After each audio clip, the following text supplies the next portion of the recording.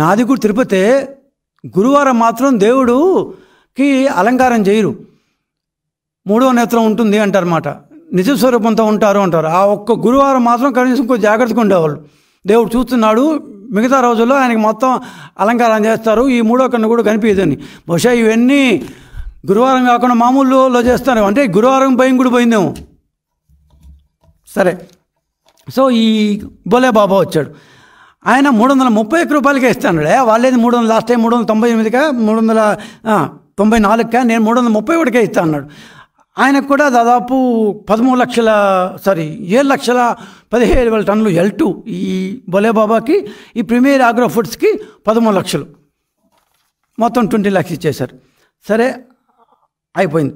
ఇప్పుడు జనవరి 21లో premier agro foods మొదటి bidding 462, రివర్స్లో 392 రూపాయలు వేసినప్పుడు ఆశ్చర్యకరంగా ఈసారి 418తో మొదటి బిడ్డు, రివర్స్ టెండరింగ్లో 329 మాత్రమే, 392 లాస్ట్ టైం 329 వేస్తే. అంటే ఇంత తేడా వచ్చినప్పుడు దేవస్థానం వాళ్ళు గాడిదలుగా వస్తున్నారా? ఈ బోర్డు ఏం చేస్తుంది? ఎందుకయ్యా తక్కువ వస్తుంది?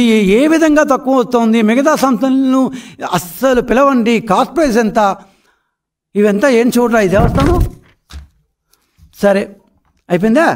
మనం జనవరి 2022లో ఉన్నాం కదా, 6 నెలలు జూన్కి వచ్చాం. జూన్ 2022 6 నెలలకు వచ్చాం. కొత్తగా వచ్చింది ఇందాక ఈ బోలే బాబా ఈ ప్రీమియర్ ఆగ్రో ఫుడ్స్ 3 సార్లు వరుసగా 4 సార్లు ఇచ్చారు కదా. నువ్వు కొన్ని రోజులు పక్కన ఉండరా అన్నారు. ఆయన పక్కన పెట్టి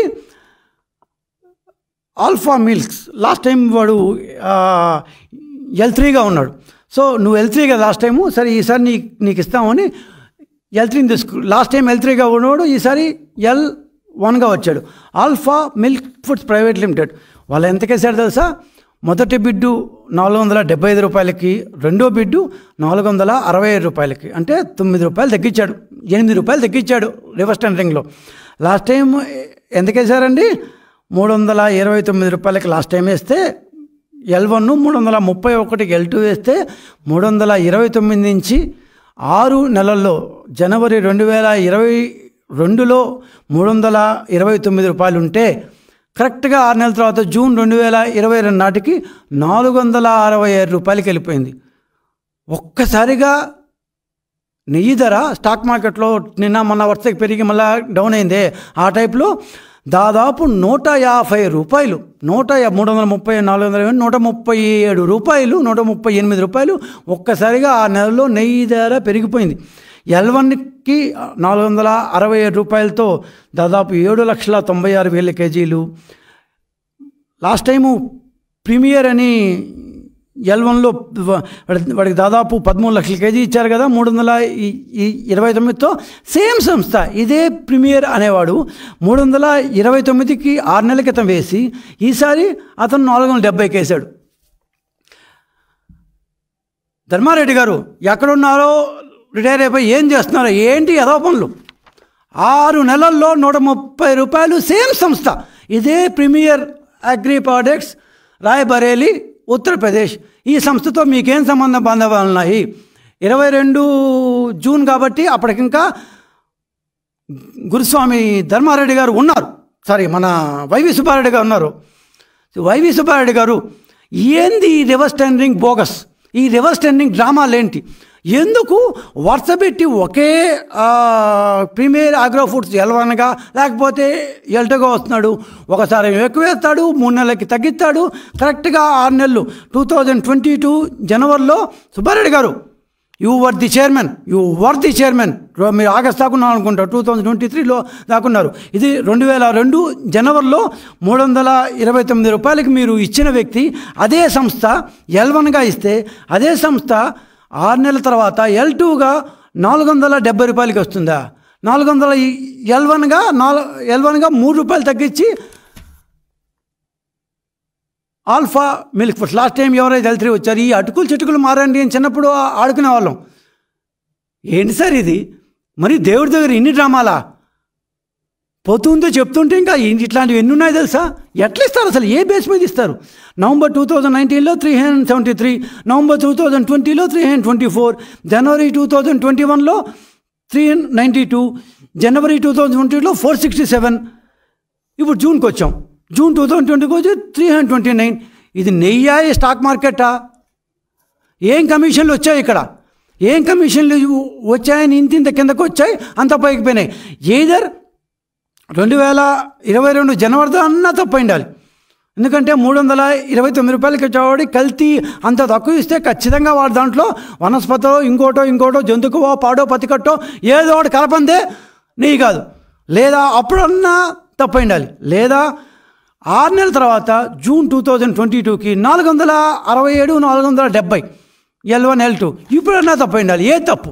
2 సార్లు ధర్మారెడ్డి మీరే ఉన్నారు. ధర్మారెడ్డి గారు రిటైర్ అయిపోయి తప్పించుకోలేరు. You have to face the music. You have to face. ఏందండి ఇది? టైం ఉంటే కనీసం రోజంతా చెప్పొచ్చండి. నేను టైం లేక కొన్ని చెప్తున్నా అంతే. సరే, 2022 జూన్ పూర్తయిపోయింది.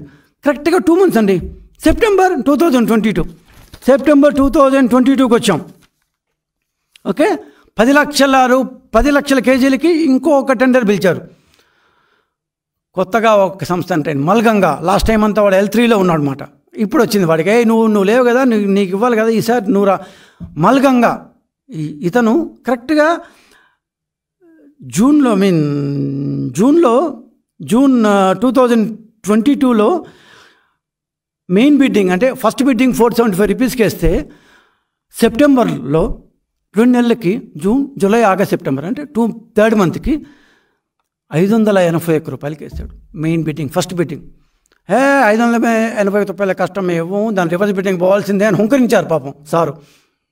ధర్మారెడ్డి హుంకరించారు, బోర్డు వాళ్ళు హుంకరించారు, మన వైవి సుబ్బారెడ్డి గారు హుంకరించారు, బల్లగుది వాదించారు, లేదు అన్నారు. వాడు కూడా పాపం చేసి సరే 20% తగ్గించుకుంటానని చెప్పి 496 రూపాయల 90 పైసలకి ఇచ్చాడు. 496 రూపాయల 90. 2 నెలల క్రితం సుబ్బారెడ్డి గారు, 2 నెలల క్రితం you have given at how much? 467 and 496 వచ్చేసినారు మీరు. దాని ముందు 324, 392. ఏంటండి, ఎందుకు తగ్గుతున్నాయి, ఎందుకు పెరుగుతున్నాయి? సరే, 496 రూపాయల 90 పైసలు. కర్ణాటకకు చెందిన కర్ణాటక మిల్క్ ఫెడరేషన్ 490 రూపాయలు కళ్ళకద్దుకొని ఇన్ని సంవత్సరాలు మనకు బ్రహ్మాండంగా దేవదేవుడు దాన్ని ప్రసాదంగా మనం అందరం ఏమంటారు ప్రీతిపాత్రంగా తిన్న దీనికి కళ్ళకద్దుకొని ఇచ్చుండేది. కానీ వాళ్ళని పిలవాల, కొత్తగా మల్గంగా అనేవాడికి ఇచ్చారన్నమాట. సరే, అయిపోయిందా? Indapur dairy and milk products వాళ్ళకి 499. సరే, వాడికంటే దాదాపు 3 రూపాయలు ఎక్కువ ఉన్నావు, నీకు ఇచ్చేది మొత్తం 10 లక్షల కేజీలు వాడికే ఇచ్చేస్తున్నారు. సరే, అయిపోయింది. అది వెళ్ళిపోయిన తర్వాత మనం మళ్ళీ ఏప్రిల్ 2023కి వచ్చామండి. ఏప్రిల్ 2023కి వచ్చేవాడి దాదాపు 20 లక్షల కేజీలు. Alpha milk foods private limited వీడు 610 రూపాయలకి మెయిన్ బిడ్డింగ్ వేశారు, ఫస్ట్ బిడ్డింగ్. ఆ తర్వాత 424 రూపాయలకి రివర్స్ బిడ్డింగ్, అంటే దాదాపు 170 రూపాయలు తగ్గించాడు. 170 రూపాయలు తగ్గించడం ఏంటంటే 40% తగ్గించాడు. అంటే అది ఫస్ట్ బిడ్డింగ్ అంతా ఫేకా? మీ ఫైనాన్షియల్ బిడ్డింగ్ ఎవరు చూడరా? వాడిని కొట్టి తరివేయాలి కదా, బుద్ధి ఉందా లేదా ఎదవా అని చెప్పి తర్వాతకి. అవును, వెధవానే చెప్తున్నాను. 610 రూపాయలకి 424 రూపాయలకి ఒప్పుకున్నా అంటే ఏదో ఒకటి తప్పు. నీ ఫస్ట్ బిడ్డింగ్ అని తప్పు, రివర్స్ బిడ్డింగ్ తప్పు. అందుకే చెప్పేది this reverse bidding is bogus అని.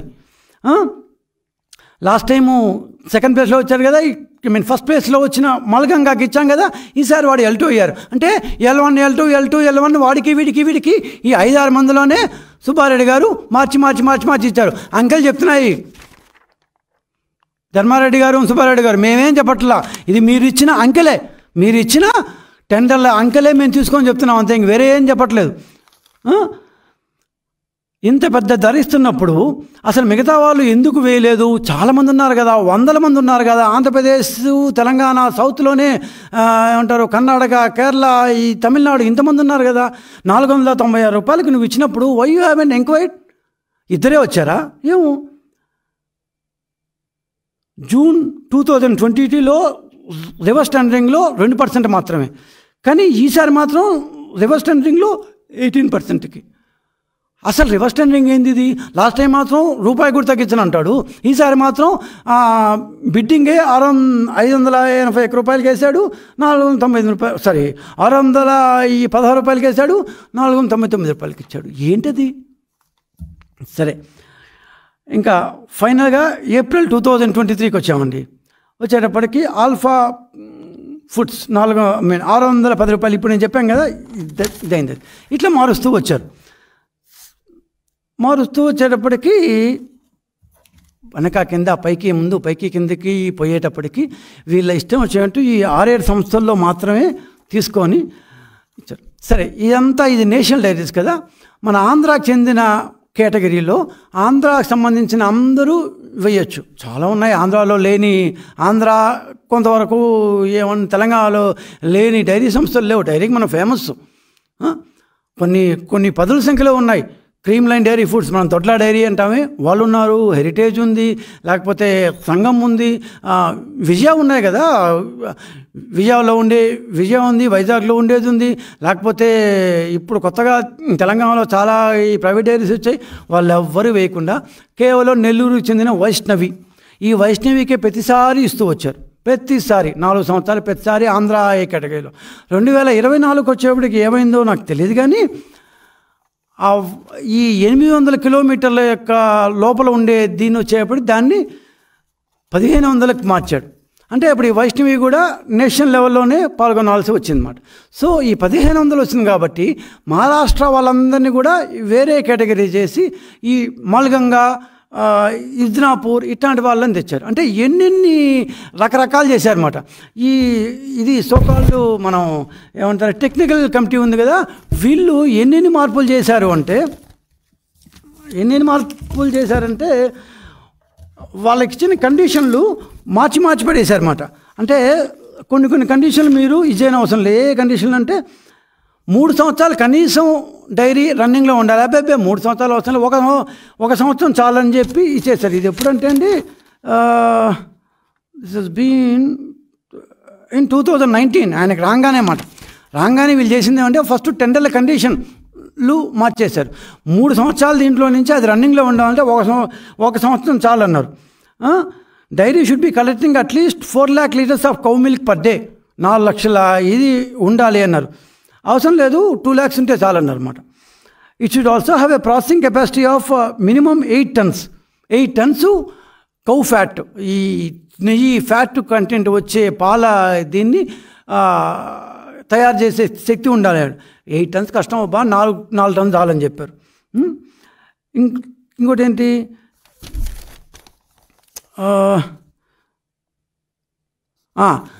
FSSAI వాళ్ళ దగ్గర లైసెన్స్ ప్రకారం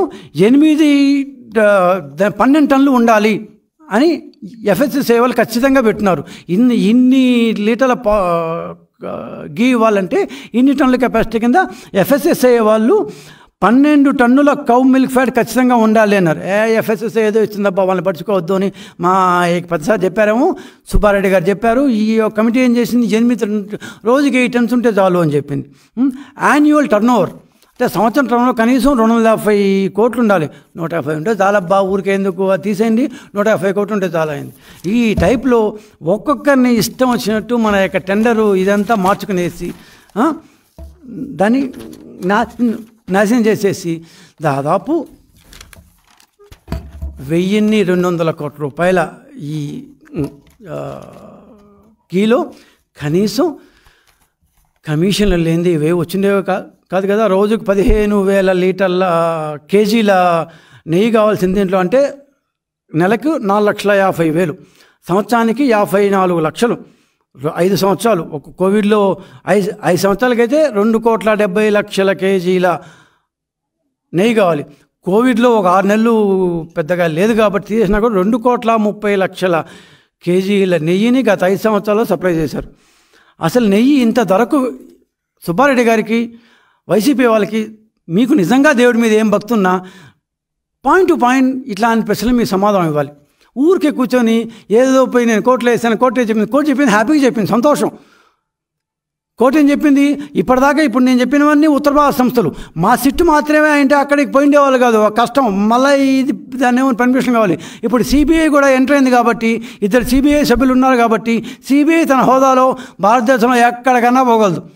సో ఉత్తరప్రదేశ్లో, రాజస్థాన్లో మీరు తెచ్చిన ఏ దొంగ సంస్థలో, దోపిడీ సంస్థలో కానీ ఆ సంస్థల కన్నా పోయి ఈ గుట్టుమట్లు కూడా బ్రహ్మాండంగా చేయొచ్చు. సో కోర్టు ఇచ్చినంత హ్యాపీగా ఉన్నాం. కానీ మీరు ఎందుకు ఆలోచించలేదు? ఒక్కసారి పాయింట్ టు పాయింట్ మీరు ఎందుకు ఆన్సర్ చేయకూడదు? సుబ్బారెడ్డి గారు, కరుణాకర్ రెడ్డి గారు అండ్ ధర్మారెడ్డి గారు, మీ ముగ్గురు ఒక ప్రెస్ కాన్ఫరెన్స్ పెట్టి మొన్న మా కొలీగ్ స్పోక్స్మెన్ వెంకటరామరెడ్డి గారు లేవనెత్తిన ప్రశ్నలకు కానీ, నిన్న మా కొలీగ్ స్పోక్స్మెన్ పటాభి గారు లేవనెత్తిన ప్రశ్నలకు కానీ, ఇవాళ నేను నేలయపాలెం విజయ్ కుమార్ లేవనెత్తుతున్న ప్రశ్నలకు కానీ ఒక ప్రెస్ కాన్ఫరెన్స్ పెట్టి సరిగ్గా ప్రశ్న ఇచ్చే దమ్ము, ధైర్యం మీకుందా? దేవుడి మీద చెప్పండి. దేవుడి దగ్గర ప్రమాణం చేయబల్లా తిరుపతిలో పెడితే కూడా సార్ మీ ముగ్గురు వచ్చి ప్రతి 3 నెలలకు ఒకసారి ధరలు కేజీ 70 నుంచి 130 రూపాయల వరకు ఎందుకు తేడా వచ్చింది? మీరు ఇంకెవన్నీ రీచ్ అవుట్ కాలేదా? కేవలం ఈ 5-6 సంస్థలు మాత్రమే ఎందుకు వేశాయి? అవి కేవలం నార్త్ ఇండియన్ సంస్థలు మాత్రమే ఉన్నాయి. సౌత్ ఇండియాలో అంతా నెయ్యి సంస్థలు గొడ్డుపోయినాయా? లేవా? మాయమైపోయాయా? మీకు కనపడలేదా? లేకపోతే మీ కమిషన్లు ఇవ్వలేదా? మీ కమిషన్లు ఇవ్వను ఒప్పుకోలేదా? ప్రతి కేజీకి మీరు ఇంత అని చెప్పి కమిషన్ తీసుకుంది వాస్తవం కాదా? ఇవాళకి వాళ్ళు నేను దాన్ని ప్రూవ్ చేయలేకపోవచ్చు. మీరు ఎక్కడో హైదరాబాద్లోనో ఇంకో చోట ఇవన్నీ కమిషన్లు తీసుకోండొచ్చు. ఎట్లయితే మీరు లెక్కల్లో ఏ టైప్లో కేసు కింద అని హైదరాబాద్లో కేసు కింద అని చెప్పి తీసుకున్నారో అదేవిధంగా కేజీ కింద అని తీసుకోకపోతే ఇది వేసే ఈ రేట్లకి ఆయా కంపెనీలు వేసే అవకాశమే లేదు. 6-7 సంస్థలకు మాత్రమే L1 L2లుగా ఎలా మార్చిచ్చారు కనీసం మీరు చూడలేదా? ఈ టెక్నికల్ బిట్ ఇంత ఘోరంగా ఎందుకున్నాయి? కెపాసిటీ లేని సంస్థలకు పోయి వీళ్ళందరూ అక్కడ బాగున్నాయని చెప్పి ఎట సంతకం పెడతారు? బోర్డు దాన్ని ఎలా రాటిఫై చేస్తుంది?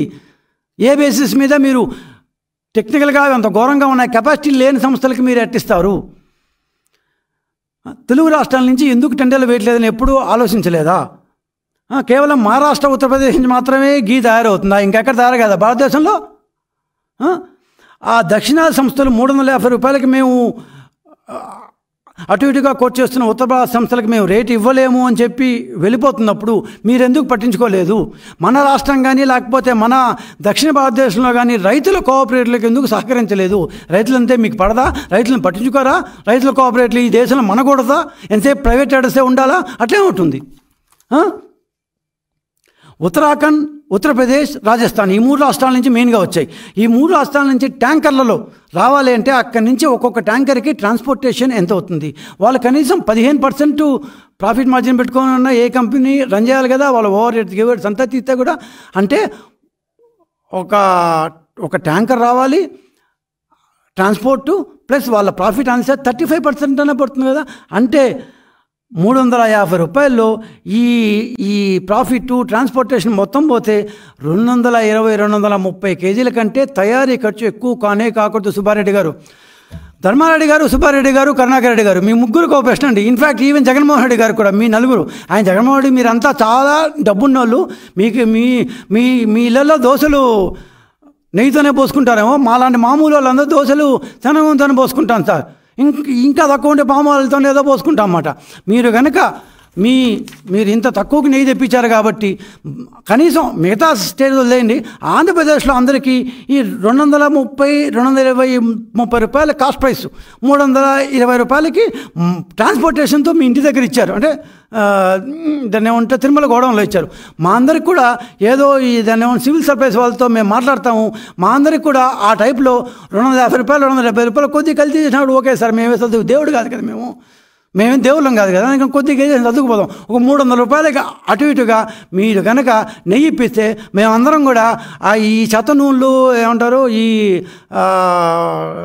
దాన్ని ఫ్యాట్ ఉన్న నూనెలు, దాన్ని ఎముకలు ఏదో దాన్ని కలుపుతున్నారా, నూనె లేకుండా మేము కూడా దేవదేవుడికి ఇచ్చే నెయ్యిని 300 రూపాయలకి ఇచ్చినప్పుడు మాకు అంతకే ఇస్తే మేమందరం కూడా సంతోషిస్తాం సార్. హ్యాపీగా రేపటి నుంచి మేమందరం కూడా దోశలు మావిడితో కూడా చేస్తారు, రేపటి నుంచి నెయ్యితో పోసుకుంటాం దోశలు మనం చెప్పి.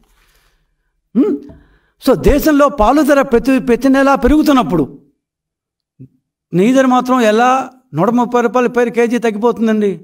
ఏమి డ్రామా ఇది? అసలు ఆ రేటుకి నెయ్యి సాధ్యమా? నెయ్యి అంటే నెయ్యిలో వనస్పతి లేదా బట్టర్ ఆయిల్ లేదా ఇంకోటి లేదా జంతు కొవ్వు లేదా పాడు పతికట్ట ఏ కలపాలో అంత చెత్తని కలిపారు అన్నది వాస్తవం. ఈ వాస్తవం సిట్ ద్వారా ఎలాగో బయటపడుతుంది. ఎందుకంటే సిట్ ఇప్పుడు enlarge SIT. I'm happy, we're happy really. ఎందుకంటే భారతదేశంలో మొత్తం ఈ యొక్క సిట్ చూడగలదు. నాట్ ఓన్లీ ఆంధ్రప్రదేశే కాదు, ఆ 3 రోజులే కాదు. మీరు ఇప్పుడు ఇక్కడ నెయ్యిని మనం ఐసోలేటెడ్గా ఈ లడ్డు ఇష్యూని, లడ్డు కల్తీ ఇష్యూ మనం ఐసోలేటెడ్గా చూడకూడదు. లడ్డులో భీమభాగం నెయ్యి అయినప్పుడు ఆ 3 రోజుల ట్యాంకర్ వచ్చిందా, 3 రోజుల ట్యాంకర్ రాలేదా అన్న విషయం ఐసోలేటెడ్గా చూస్తే 4 రోజుల ముందు ఇవాళ వచ్చింది కాబట్టి లాస్ట్ టైం కూడా వచ్చిండొచ్చు అనే అజంప్షన్ మీద మీరు పోవడం తప్పు అనే మీ వాదన తప్పు. ఎందుకంటే ఇన్ని ఘోరాలు ఇప్పుడు అంతా చెప్పాం కదా, ఇన్ని ఘోరాలు జరుగుతున్నప్పుడు 300, 320, 330, 350కి ఇష్టం వచ్చేట్టు మీరు నెయ్యి ఇస్తున్నప్పుడు ఖచ్చితంగా అది కల్తీ నెయ్యి. ఆ కల్తీలో కూడా మళ్ళా మీరు కమిషన్లు కొట్టేశారు. సో ఖచ్చితంగా కేజీకి 60 నుంచి 70 రూపాయలు మినిమం కష్టంగా వేసుకుంటే కూడా మినిమం దాదాపు ఈ 5 ఏళ్లలో 150 నుంచి 200 కోట్ల రూపాయల కమిషన్ మినిమం కొట్టుండొచ్చు. ఇంతకంటే తక్కువ కమిషన్లు వచ్చే అవకాశం లేదు. కమిషన్ లేకపోతే ఇంత తక్కువకి నెయ్యి వచ్చే అవకాశం లేదు. కేజీకి 100 రూపాయలు వేసుకుంటే 400 కోట్ల రూపాయల కమిషన్ మీరు కొట్టునకపోతే ఆ వెంకటేశ్వరు మీద మీరు కరుణాకర్ గారు, మీరు తిరుపతిలో పుట్టారు, నేను కూడా అక్కడే, నేను కొండ మీదే పుట్టా, కొండ మీదే పెరిగా, నేను కొండ మీదే పెరిగా 5 సంవత్సరాల దాకా కొండ మీదే ఆ క్వార్టర్స్లోనే నేను కూడా పెరిగా. ఆ దేవుణ్ణి ఈ టైపులో మీరు మోసం చేస్తుంటే మీ ఇష్టం వచ్చినట్టు ఒకసారి 330, ఇంకోసారి 496, ప్రతి 3 నెలలకి ఇష్టం వచ్చిన రేట్లు మారిపోతుంటాయి. మనకు కావాల్సిన కంపెనీలే ఉంటాయి, ఎల్లు ఉంటాయి. ఈ రామాయణాన్ని నేను చెప్తూ పోతుంటే ఇప్పటికే మా ఫోటోగ్రాఫర్ చాలా సార్ ఇంకా టైం అయిపోయింది, నెక్స్ట్ వాళ్ళు ఉన్నారు చెప్తూ పోతుంటే 3-4 గంటల సేపు పట్టేట్టుంది. సో ఈ డ్రామాలు 5 సంవత్సరాలు ఆగిపోయింది. కానీ ఈ డ్రామాలు చేసిన వాళ్ళు మాత్రం అంత ఈజీగా వదలకూడదు. ఎందుకంటే the entire tender system has to be sanctified. పవిత్రోత్సవం కేవలం గుడిని మాత్రమే కాదు, సంప్రోక్షణ గుడికి మాత్రమే కాదు, గుడి యొక్క పాలసీల్లో, గుడి విధి విధానాల్లో, గుడి కొంతమంది తప్పుడు ఉద్యోగుల్లో వీళ్ళందరినీ కూడా సంప్రోక్షణ చేయాలి, వీళ్ళందరినీ కూడా పవిత్రోత్సవం చేయాలి. So we request the enlarged SIT to take up the matter, to take up the so called reverse tendering issue, so called bogus reverse tendering issue, and come to a conclusion wherein all the issues regarding the procurement of ghee and how the prices were malign, manipulated over the course of time. So ఇన్ని ఘోరాలు జరిగిన తర్వాత ఈ డ్రామాకి already full stop ఏమంటే ప్రజలు పెట్టేశారు. కానీ next ఎప్పుడు ఇలా దేవదేవుడి దగ్గర మోసం చేయకుండా ఆ వెంకటేశ్వరుడు, కలియుగ వైకుంఠంలో ఉన్న వెంకటేశ్వరుడు మనందరినీ రక్షించేవాడు కాబట్టి ఆ వెంకటేశ్వరుడికి ఏ లోపం జరగకుండా వచ్చాల్సిన బాధ్యత మనందరి మీద ఉంది. కాబట్టి దానికి బాధ్యులే వాళ్ళని ఖచ్చితంగా శిక్షించాలని సిటీకి రిపోర్ట్ చేస్తూ ఈ పేపర్లన్నింటినీ సిటీ కూడా మేము ఇస్తాము, వాళ్ళు ఎట్టా చూస్తారు, మేము వాళ్ళకి ఇస్తాము, ఇది ఇప్పుడు పత్రికల వాళ్ళకి కూడా ఇస్తాను. సో రేపందరూ ఇంకా కాస్త డీటెయిల్గా న్యూస్ పేపర్స్లో చూడొచ్చు. దయచేసి అందరు ప్రజలు చూడండి, ఇదేదో లడ్డు ఒకరోజు కల్తీ జరిగింది అనే విషయం కాదు, దీని వెనకాల చాలా కథాకమం విషయం ఉంది. సో ఈ 5 సంవత్సరాలు జరిగిన దోపిడీ, ఈ వ్యవహారాన్ని మొత్తం బయటికి తేబోతున్నాము. తెలుగుదేశం పార్టీ అప్పటిదాకా ఊరుకోదు. ఖచ్చితంగా ఈ విషయంలో భక్తులకి, భగవంతుడికి, అందరికీ న్యాయం చేయాలి. నమస్కారం.